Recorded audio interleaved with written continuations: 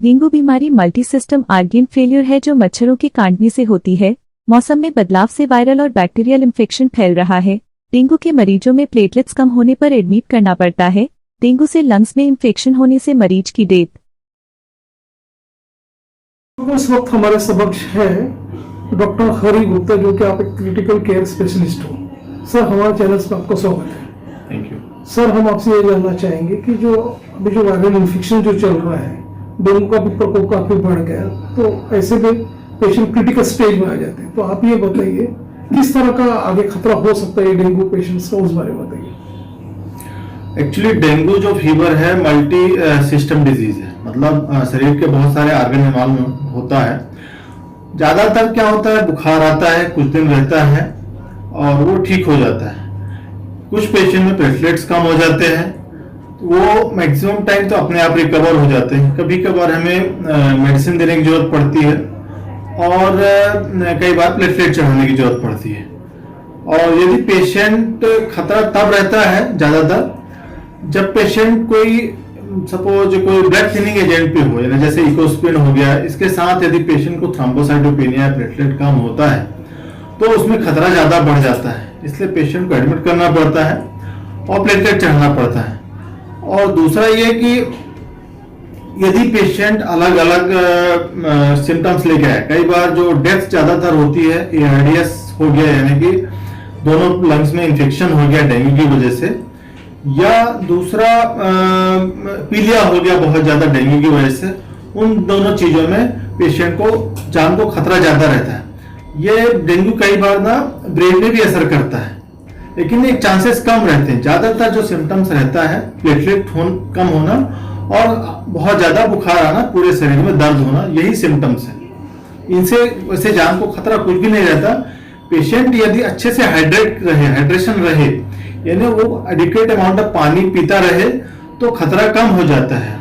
Hospitalisation के बाद भी हम उन्हें ज्यादा से ज्यादा आईवी फ्लूइड देते हैं ताकि कोई कॉम्प्लिकेशन ना हो। सर, हम आपसे ये भी जानना चाहेंगे कि जो कोमॉर्बिडिटी पेशेंट जो होते हैं, जिनकी लो इम्यूनिटी होती है, ऐसे पेशेंट को यदि डेंगू से ग्रस्त हो जाते हैं तो आप बताइए उनको कितना एक रिस्क फैक्टर होता है, उस बारे में बताइए।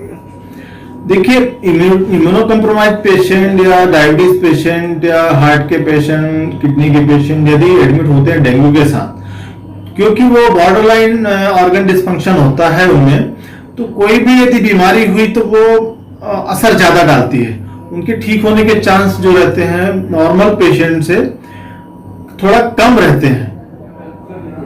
तो सर, आप ये बताइए, जैसे भी डेंगू का प्रकोप जब बढ़ते जा रहा है, तो जब शुरुआती सिम्टम्स भी आपने बताया इस तरह के सिम्टम्स होते हैं, तो लेकिन जब उसका पैथोलॉजी जब रिपोर्ट आता है वही पेशेंट्स का, तो उसका डायग्नोसिस किस तरह से होता है और प्लेटलेट्स कितनी होनी चाहिए संख्या में, क्या है उसका संख्या क्रमांक, उस बारे में बताइए। एक्चुअली डायग्नोसिस तो अपन टेस्ट करके करते हैं, ब्लड टेस्ट, एंटीबॉडी टेस्ट करते हैं। NS1 एंटीजन रहता है, IgM एंटीबॉडी टेस्ट रहता है। यदि दोनों में से एक भी पॉजिटिव है तो अपन ये समझते हैं कि पेशेंट को डेंगू हो गया है। कई पेशेंट में पुराना डेंगू रहता है, IgG एंटीबॉडी, तो वो सिर्फ यदि IgG एंटीबॉडी यदि पॉजिटिव रहे तो वो रिसेंट इन्फेक्शन नहीं माना जाएगा। ठीक है। और सर, ये भी देखा गया जो अधिकांश जो पेशेंट होते हैं फिर पैनिक रहते हैं, डेंगू हो गया, तो वो क्या करते हैं, गड़बड़ी में ओवर द काउंटर मेडिसिन ले लेते हैं, तो वो कितना खतरनाक हो सकता है ये सारी चीजें। डेंगू पेशेंट में ना ओवर द काउंटर मेडिसिन नहीं लेना चाहिए, क्योंकि कई पेशेंट में ना प्लेटलेट्स कम होते हैं। प्लेटलेट्स कम होने के साथ साथ यदि आइबुप्रोफेन दवाई, डाइक्लोफेनेक सोडियम मेडिसिन लिया अपन ने, जिसको वोबेरान बोलते हैं, तो उससे ब्लीडिंग होने का खतरा बढ़ जाता है पेट में। क्योंकि प्लेटलेट कम होना और ये दवाइयां लेना, इससे ब्लीडिंग का खतरा रहता है। उसमें सिर्फ पैरासीटामोल लेना चाहिए बुखार कम करने के लिए।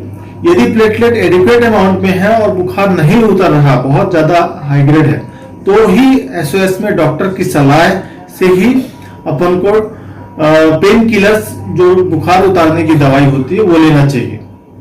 सर, ये डेंगू से ग्रस्त ना हो तो उसके लिए प्रिवेंशन के लिए किस तरह से बचाव जरूरी है, उस बारे में।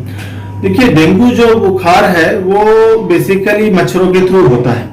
ठीक है, तो मच्छरों से बचाव ही डेंगू से बचाव है। कहीं पानी जमा ना होने दें, अपना जो कपड़े फुल स्लीव पहने, ठीक है। और इंसेक्टिसाइड जो गवर्नमेंट को करना चाहिए, एनएमसी को, उसको छिड़काव करना चाहिए, गंदगी नहीं होना चाहिए, ठीक है। कहीं भी पानी जमा होगा, यदि स्टेबल रहेगा पानी, तो वहां पे मच्छर पैदा होंगे और ये एक जगह से दूसरी जगह डेंगू फैलेगा ही। इसलिए मच्छर को नहीं होने देना चाहिए, यही एक विशेष उपाय है डेंगू से बचने के लिए। शहर निगम और इंटर स्टेट के दर्शक, डॉक्टर गुप्ता जो कि आप क्रिटिकल केयर स्पेशलिस्ट हो, हमारे दर्शक आपको नहीं देख रहे हैं, इवन आपका फोन नंबर हमारे स्क्रीन पे फ्लैश हो रहा है, उसे देख के वे आपसे डायरेक्ट संपर्क कर सकते हैं, इवन फोन ऑन कॉलिंग भी कर सकते हैं।